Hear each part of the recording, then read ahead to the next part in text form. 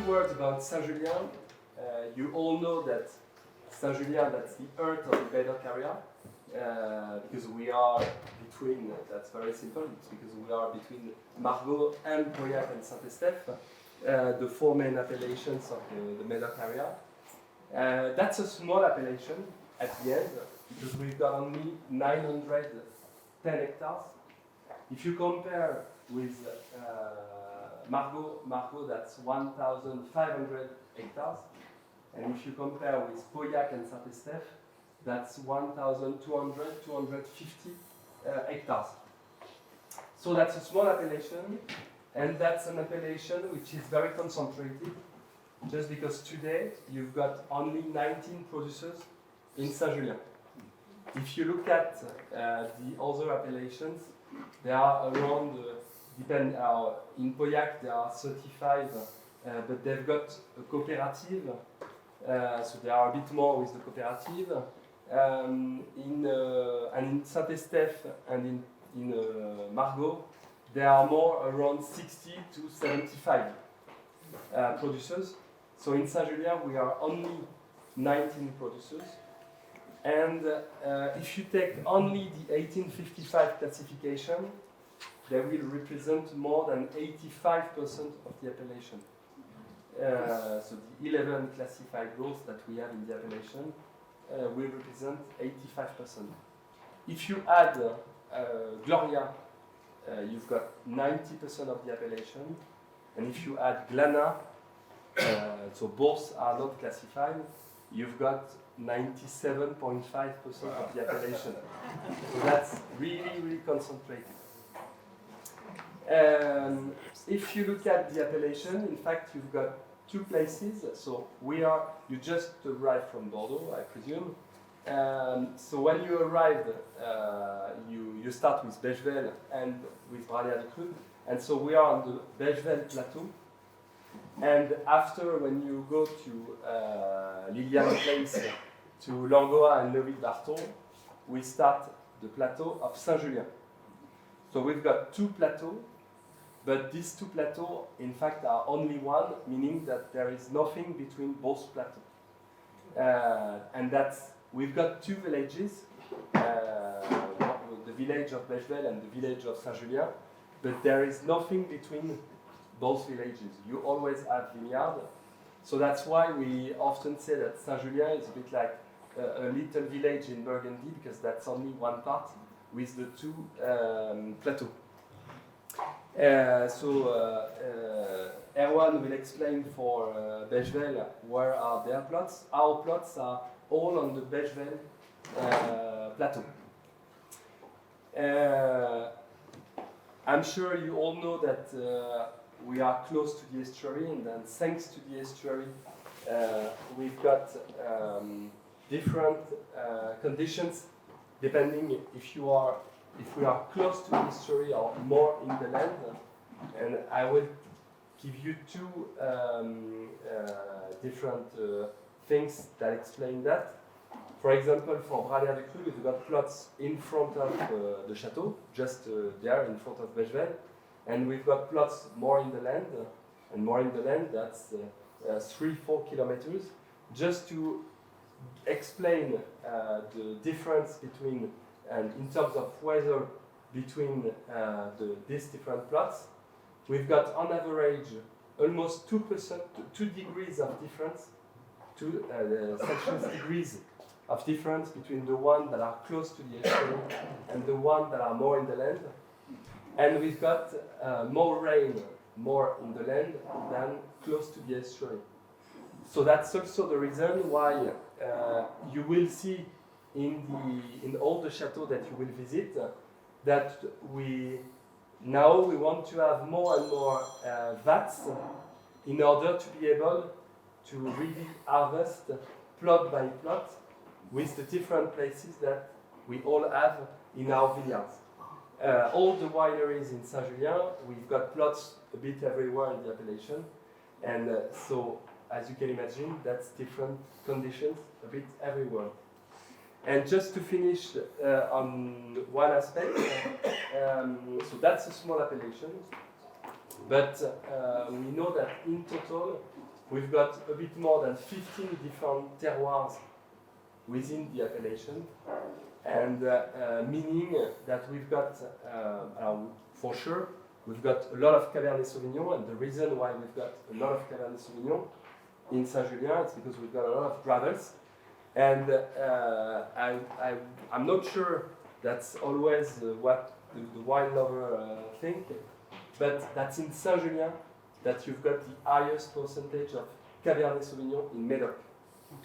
We always think that it's in Pauillac or in Saint-Estèphe because we think that these two appellations, naturally, they produce more structured wines, but the reality is that that's in Saint-Julien where the percentage is the highest. And that means that the Cabernet Sauvignon that you've got in Saint-Estèphe, the Cabernet Sauvignon that you've got in Pauillac, the one in Saint-Julien and the one in Margaux will not give you the same expression. And so that's why that's really nice to compare the different appellations and to see you can have the same kind of blend, but because we don't have the same terroirs everywhere, you don't have the same expression.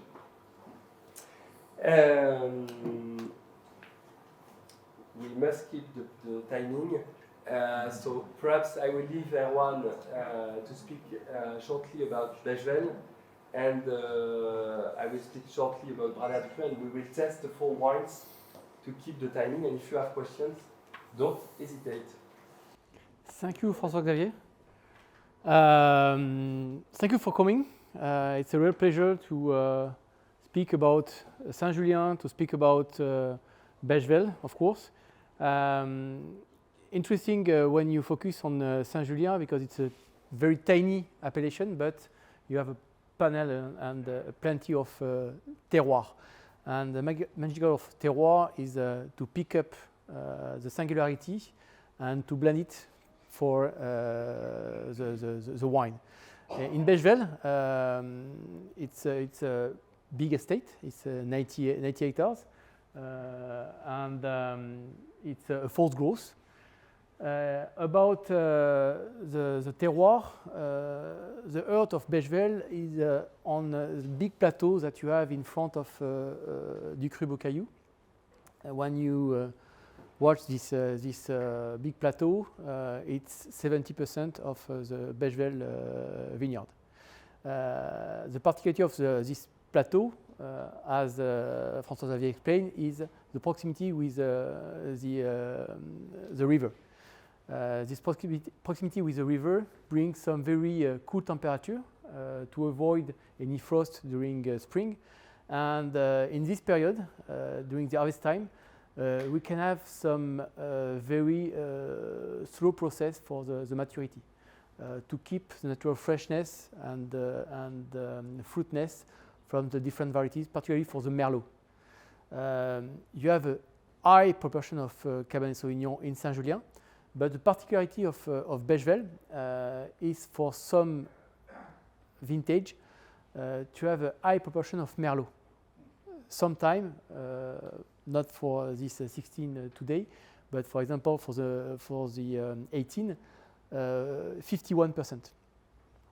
But the particularity of the Merlot in Médoc is the complexity, this very feminine touch, but keep this drinkability and this natural freshness, different than on the Merlot on the right bank. After, the particularity of Beychevelle is the difference of the different terroirs. Like this, we can have 2 kinds of wine, Beychevelle, of course, and after Amiral, that we have during this tasting. Amiral is made with a mix between young vine and some plot next to Cussac. Cussac is a village that you crossed before you came in Branaire, just before Saint-Julien. And we look for, with Amiral, the drinkability and an access earlier than the Grand Vin. And just to explain why Beychevelle is Beychevelle, and to explain it a bit more the label, I don't follow the PowerPoint now because I think we don't have plenty of time, and I'll be right to the target. About first, to explain a little bit the label. You have a boat on the label, and why boat? Because one of the owners in the middle of the 17th century was an amiral, the Duc d'Epernon. And in sign of respect, each boat had to lower the sail when they passed front of Beychevelle. And in Old French, lower the sail is Beychevelle, baisser la voile. Like this, I explain the name and the label. And the name of the second label, Amiral, in sign for this big amiral of the French fleet. So perhaps I will tell you a few words about Saint-Julien, and after we speak about the 4 wines we've got. So for the masterclass, we decided to show 2 vintages that are not the same for Beychevelle and for Branaire, but always with the second label and the first label. So if we go back to Branaire Ducru, so just a few words about the history of Branaire Ducru. So our name is Branaire Ducru, just because that's Mr. Branaire, who had the opportunity, in fact, in the 17th century, in 1680, to buy one part of the Beychevelle estate. Because in fact, Beychevelle used to be even bigger than now, because Branaire used to be one part of the Beychevelle estate. And that's exactly the same story for Ducru-Beaucaillou. In fact, the 3 properties, we were one in the 17th century, and that was Château, that was the domain of Beychevelle. So Mr. Jean-Baptiste Branaire bought in 1680, and in fact he had only one daughter, and she got married with Mr. Duluc. So that's the reason why the name of our second label is Duluc de Branaire Ducru. And the Duluc family, in fact, was very important for the winery, because that's thanks to this family that we are in the 1855 classification, just because they were the owner at the time of the classification, and that's thanks to this family that Branaire had this reputation to be part of the classification. So for us, they are very important, and that's also this family, the Duluc family, who decided to build the Château in 1824. So thanks to this family, we've got an house. And after a while, our name is Branaire Ducru, just because for a part of our history, we share the name Ducru with Ducru-Beaucaillou, and in fact that was the same family, and that was Gustave Ducru, who used to be owner with his family of both wineries, and so we think that he added Branaire Ducru, because for a short part he was the only owner of Branaire Ducru. So if we want to summarize, from 1680 to 1919, you had in fact one family, but that was the Branaire, the Duluc, the Ducru. They were all linked. That was just a question of weddings, of successions, of donations, and so on. But that was always the same family. After you had 2 other families, and we took over Branaire Ducru, my family, in 1988. And so at that time, in fact, that was the place where we had the barrels when we arrived, and so we decided to build new facilities in 1991, and I will just show you, because we started new project. So when we arrived in 1988, we built new facilities, and so in 1991 we built that house. So the first vintage was 1991, And as you know, you probably know for a lot of you, we started our history with Philippe Danoin in 1988, from 1988 to 2002. And since November 2002, we are with Jean-Dominique, who is just here. And we decided together in 21 to renovate the facilities. And so that was the old one. And in fact, we are doing a new project. That's more than a project because we started the harvest of the 22 in this one, and so in the new one, we decided to suspend all the vats, and so we will have. That's not we will have. We've got because we've got it already. We've got now 60 vats of different sizes, plus 10 vats that we already had, so 75 vats, in order to keep all the singularities that I spoke before within our vineyard. And as you can imagine, if we look at the wines we were doing 20 years ago and the one we are doing now, things change a lot. We worked a lot in the vineyard, so the next step was to be able to keep all the work we had in the vineyard in the vat house. But the thing is that when Jean-Dominique arrived in 2002, the vat house had only 10 years, so you don't change your vat house every 10 years. And so that's why we waited a bit, and so since this year, last year we had already a large part of the project that was done, but for 22 it's 100% done. We've got a new vat house. Perhaps we can start the testing. Just if you want to introduce this vintage 2016 for both of Amiral and Beychevelle, we choose this vintage first because it's the first vintage in the new technical facilities in Beychevelle. Same than Branaire, we wanted to improve our technical. First, to have a perfect adequation between plot and vat. And that's why with these new facilities, first we have more place, we have same number of vat to plot, and we can work with a full gravity flow process.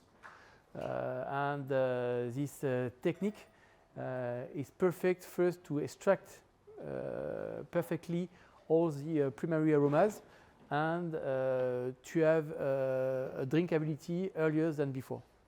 So, in fact, on the left, you've got Amiral 16, after Duc de Branaire Ducru 18, after Beychevelle 16, and after Branaire Ducru 18.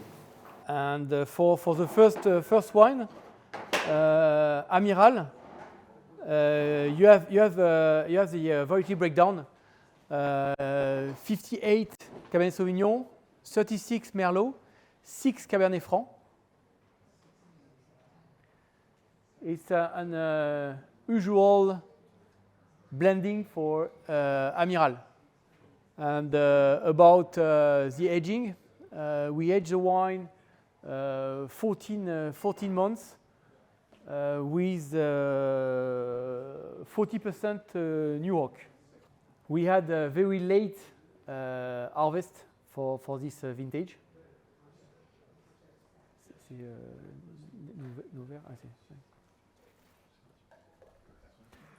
And for us and for Bordeaux in general, it was a great vintage.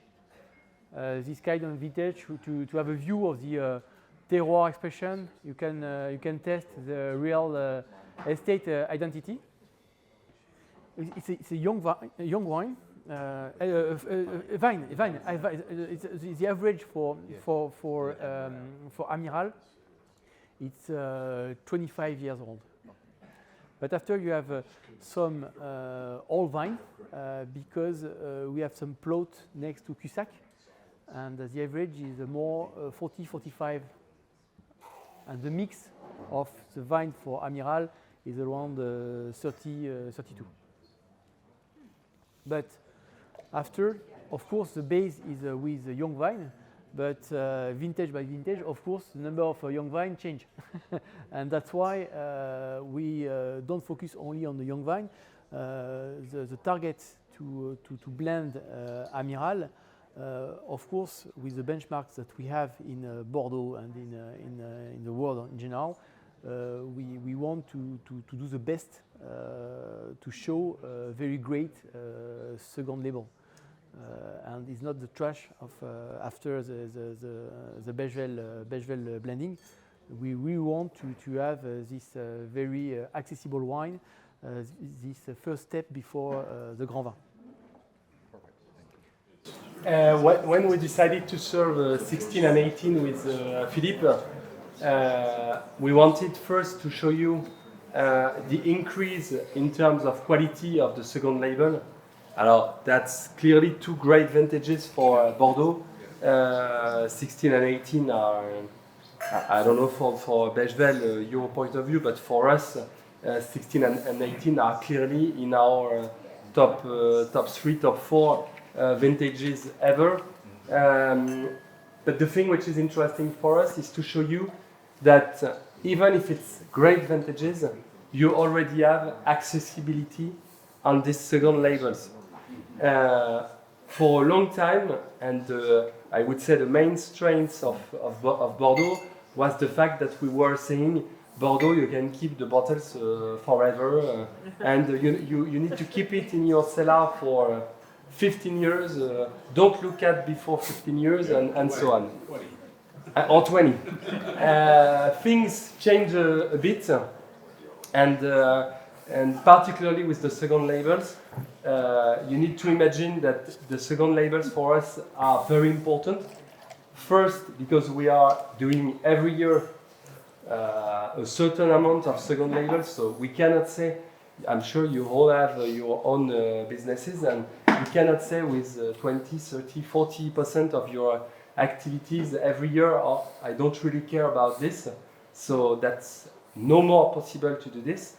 And after, because we share the name for Beychevelle, Amiral de Beychevelle, and for us, Duc de Branaire Ducru, we've got our main brand on the label. So that's really important to be consistent and to be sure that we will provide pleasure to the wine lovers with these wines. It's just that, and that's exactly the same for us with Duc de Branaire Ducru, that's more the young plots that we use.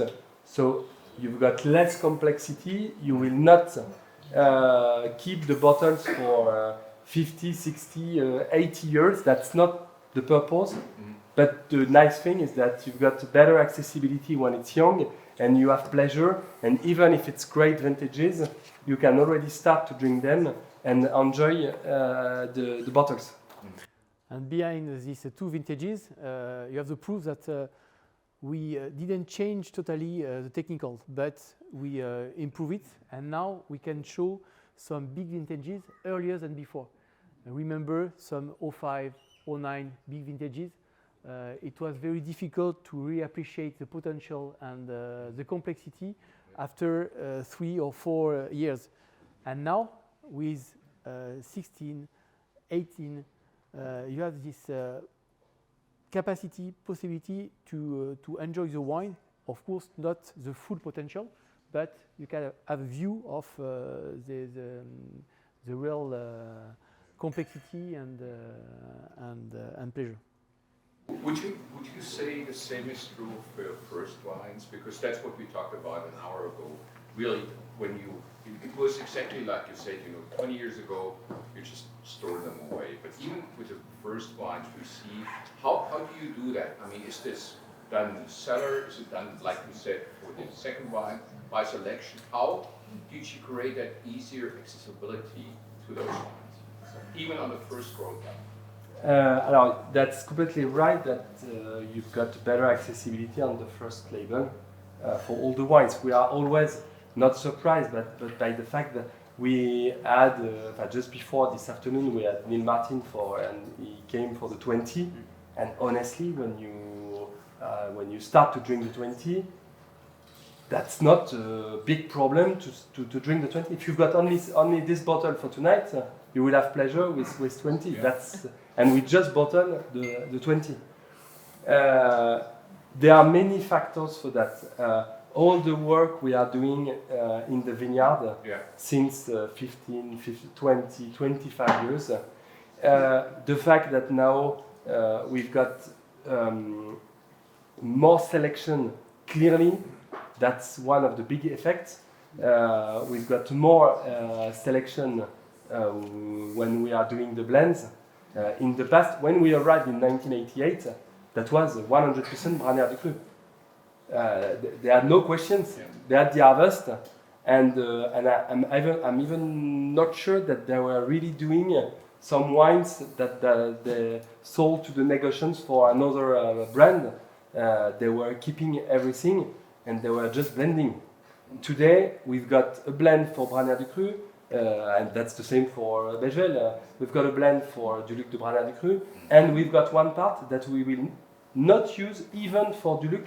We will prefer to sell it to the negotiations for Saint-Julien blend, but not for Branaire Ducru or Duluc de Branaire Ducru. So, for sure, when you decide to keep just the best parts, that's easier. And after, we also know that in terms of maturity, that we are better now than what we were doing in the past. You take, for example, the vintage 96. I'm not sure we would do the same today. But at that time, we didn't have the same weather forecast. We didn't have all the measures that we have in the vineyard. The drones. The drones, yeah, that's the beginning. But no, for sure. And the techniques change a lot. And after, in the cellars, now we all have our Beychevelle before us, but we all have vats that are. That's not the NASA, but almost. That's just for a bottle of wine, I would say. And when you visit, sometimes we've got the questions from wine lovers saying, but why in Bordeaux you've got this kind of vat house with so many technologies? When I go in Loire Valley and I visit, you visit Clos-Rougeard in Loire Valley, that changed a bit now that it's the Bouygues family. But before, that was just not everything was completely dirty and things were completely different. In Bordeaux, we because we've got quantity, because we are more on the exports, we work a lot on that, and for sure in terms of accessibility, all these different things are better for the pleasure that you've got young with the wines. And after we know that the wine lovers, they will not keep in the now our generation.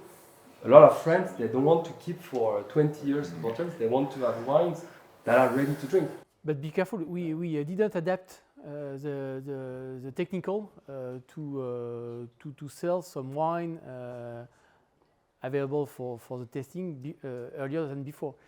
I think it's a perfect crossroad between what the customers want and they look for, and the improving of the technical on the viticulture and the enology. Yeah. And now we control better the maturity on the vineyard. We don't accept the gambling of the vintage because now we can reduce the quantity to be sure to have a great quality. And after, with the gravity flow process, the technical on the vat, with the temperature control and a lot of things, of course, we can show some great wine earlier than before. The other thing I'm tasting in these wines is much softer tannins. And that could be because of how long left the grapes on the vine. So that could be in the extraction process. How do you reduce the level of coarse tannins in these young wines? So perhaps I could leave for Branaire Ducru, Jean-Dominique could explain you this. Sorry, I was not there at the beginning of the discussion. The question with the extraction, how, because Eric was saying that he's got the feeling that you've got less extraction now, and so how we adapted the notion of extraction. Or generally, how do you manage tannins differently than you did when you So first, like Erwan said, it's a question of work in the vineyards, Yeah. to be sure that we have a good ripeness in all the plots, even in the youngest plots where the tannins are perhaps a little bit less elegant. So first, it's a lot of a lot of work in the vineyards, and after, perhaps even more attention during the vinifications about the extractions, about the choice of temperatures. For us, we know that so for the last vintages, we year after year continue to reduce the temperatures of fermentation to extract what is ripe, and what is ripe is what is elegant, what is easy to taste, what is soft. And when you use higher temperatures, perhaps you will produce stronger wines, more tannic wines, but for sure less elegant wines. So the way we adapt the temperatures to the quality of what we have in the tanks is something very important. It's the same for the pumping over, or so perhaps you also do some punting down. We don't use them, but pumping over are really very controlled by the tasting, at least 2 times a day, so or more. So it's a question of precision. So more time spent on the details. So, and after, for us, we think that the aging is very, very important, and the choice of oak is very important. So to age the wines in barrels that help to build the wine, but without adding too astringent, too difficult to taste tannins. So it's a combination of many points. So probably the tendency of the global warming helps us to have softer tannins, but 2021, for example, is an example. It can show what can happen with the global warming, but not with a year with warm temperatures. To the contrary, like we know, global warming can still give us a diversity of vintages. So this year are very, very different. The weather is less stable than it used to be in the past. But for 2021, probably the concentration of everything is lower compared with 18 or 16 or 22. But the tannins are elegant. It's much because of the work in the vineyards and on the way we work more carefully for the extractions. So it's a combination of many points, I think. And after, it's the DNA of both of Branaire and Beychevelle. If you have the opportunity to test some back vintages, you have the same touch of tannin, very soft. Because first it's a terroir expression, and after the know-how of the different director or owner to do some Saint-Julien. Saint-Julien is a perfect mix between Margaux and Pauillac. Margaux with this very feminine touch, this very smooth tannin, and Pauillac with some character and the fruit expression. So after, if you continue, you've got the same vintage for the both wineries, but the first label, so Beychevelle 16 and Branaire Ducru 18. And the thing that was also important for you when we wanted to show you the 18 and the 16 is that for us we clearly consider that that's two great vintages, but they are, when you test them, they are different. That's not the same kind of vintage. That's not the same expression. Even if they are great together, that's different expressions of the vintage. And I'm sure that some people will prefer the 16 and some others will prefer the 18. They are great with different expressions, and that's the that's the thing that we want to show also, the fact that we can have the same terroirs, we can have the same way to do it. The thing is that the weather are completely different between two vintages, so that will give you different expressions. Yeah. So we have two vintages and two terroirs. It may be hard for you to say, but how much of the difference between the two wines is the vintage, and how much of it is the different terroir?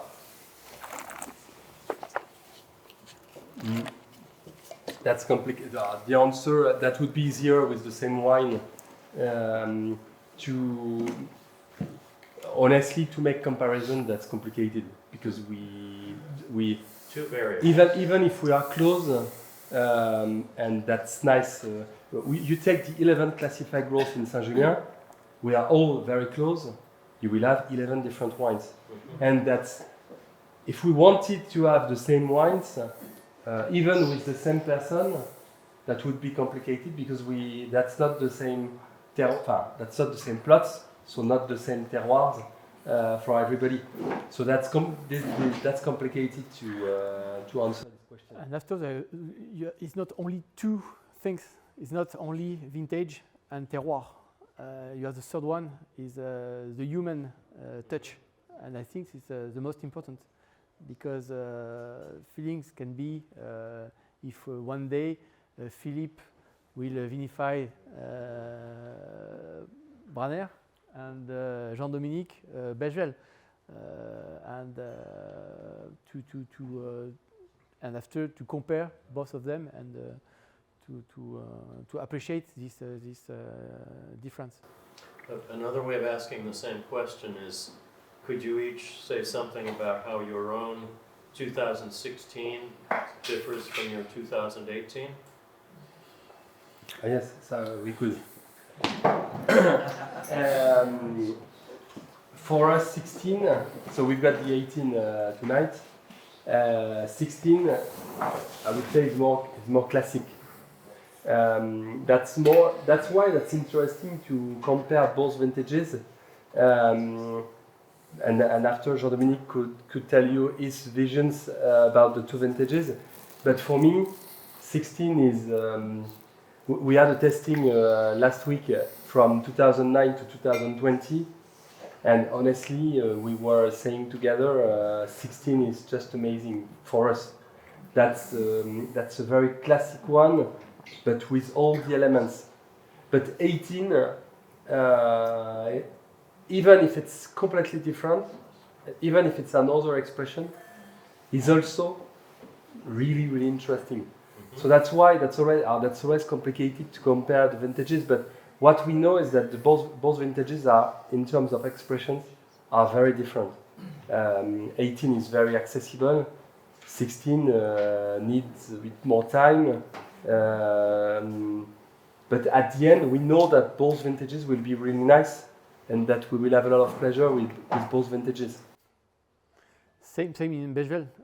16 that you have in your glass is very classical about the structure, and 18 is more opulent. It's a sunny year, and for us, 18 is one of the best vintage that we ever produce. But after, we are very proud about 16 because you have a very fine touch of tannin, a lot of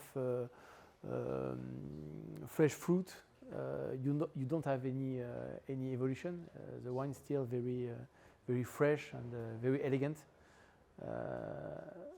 But yes, it's the magic of Bordeaux, vintage by vintage. You have a different profile, but with the same DNA, and it's a key point of estate, and in Saint-Julien in general, and in the Médoc, we want to keep the DNA and the estate identity. Thank you. That's very helpful. You want to add something, Jean-Dominique? So I just wanted to add something to what Erwan said. So there is the effect of the terroir, for sure, the effect of the vintage, and the effect of the technical decisions of the winemaker. When the wines are young, like what we taste today, I think that it's a period during which you really can see the choices of the winemaker. So, about the extraction, the aging, and so on, the date of harvest, and so on. And year after year, you less and less taste the technical decisions. You less and less taste the vintage, and the terroir comes on the front, really, year after year. So that's why when we are winemakers, we all try to be quite shy, because of course the wines can be this taste like this or like this when they are young, but after 12, 15 years, 20 years, you are really at the back. So, that's my vision. And it's the same for the vintage, you know. Today, we really see differences between 16 and 18. So 18 is more solar, immediately rounder, more fleshy vintage. 16 is more classic in a very good way. So with the freshness, with the density, but together with the precision of the tannins. So the style of the two vintages are very defined. But we are sure that within 5 years, probably 18 will be a little bit more showy, a little bit less solar. That's what happens today when you compare 09 and 10 here, for example. 09 is more and more classical. So 10 is still quite close, but it's another story. Can I ask, you guys wanted to make these wines approachable and drinkable at a younger age. So are you saying around 20 years or so for these to drink, or? You mean the best period to drink them, or? Well, The full potential. The full potential. Right, because you're... The curve is exactly like this. The evolution for this kind of wine is very slow, and the peak will be perhaps in 10, 15 years, but after it won't be down quickly. It will be very slowly, and for sure, both of 16 and 18, you have the potential to drink with pleasure for the next 40, 50 years with no problem. Because you have enough acidity, tannin, alcohol level in 18 is very high, a lot of density, everything to keep the wine for a long time, no? Yes, Henrik. it's not, we'll talk more about a plateau, not a peak. So. Thank you. And that can be a very long plateau, depending on the I'm not vintage. sure I have a long plateau. And depending on your thirsty. No, that's always the question. Very often we have the question, when I'm supposed to drink this bottle? And we always say, you know, your answer is certainly not the same as your answer and your answer. Because perhaps you like when they are very young, you will prefer when they are in the middle, and you when you've got more evolution. And so what we know is that with these great vintages, if you've got good storage conditions, and if you are patient enough, You can wait decades. But after, perhaps these wines in 50 years will be for sure with more evolution, and that will not be your test. So that's, we know the potential, but after you need to know your best plateau for you. And depending on the dimension that you give to the wine, for example, you have the technical and only the test, but after you can have the history, the experience, because you share with good friends. A lot of things can make a tasting extraordinary.